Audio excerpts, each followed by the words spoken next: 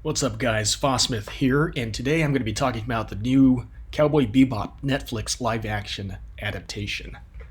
Specifically, I'm going to be reading from this article from Screen Rant about something that happened over the weekend.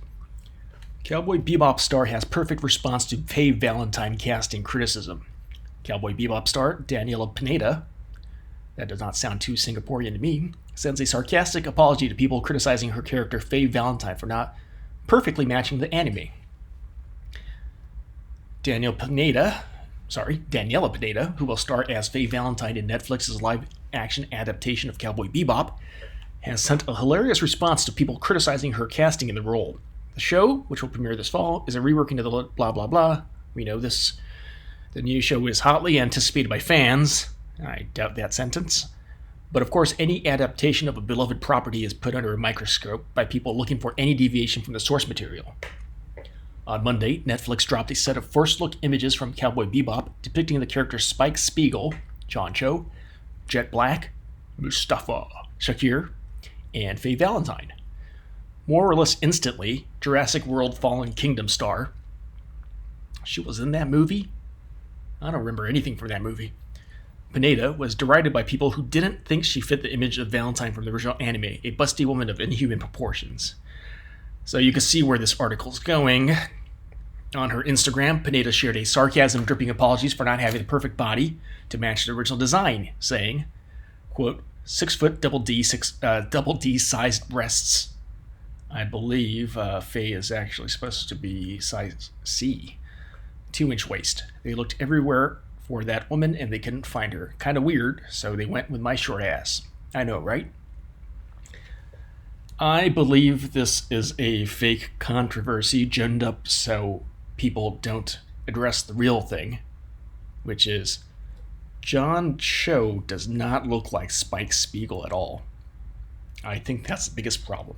That's the first thing I thought when I saw the photos, because Spike Spiegel is supposed to be a tall, lanky Eurasian guy, and John Cho is not that. He also has really small eyes, and they're not very expressive, so I think that's a strike against him as well. If you're going to be adapting a cartoon or anime, I think having an expressive face is one of the requirements. Just my opinion. But, of course, there was a bunch of people simping for this girl and comparing this to what happened to Kelly Marie Tran for The Last Jedi. In all fairness, I don't think the criticism of Kelly Marie Tran for The Last Jedi and The Last Skywalker, or The Rise of the Skywalker, I don't think that was her fault. She was put in a very bad position. Her character didn't really need to exist, and it seemed like it was sort of a diversity hire.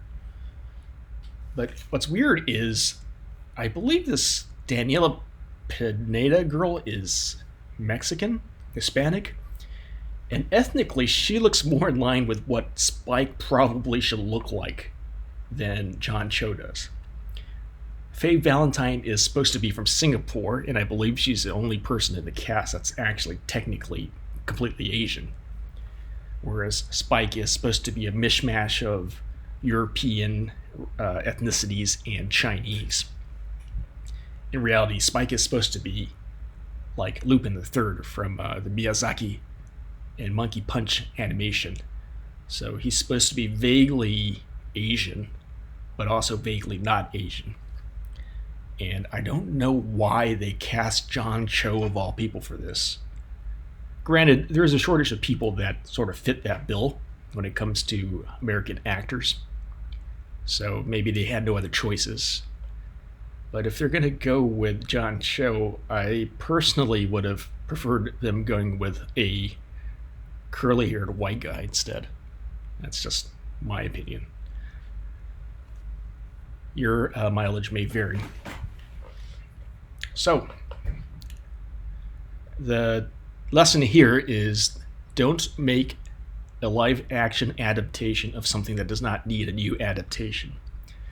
Personally, the only adaptations of manga or anime that really worked for me are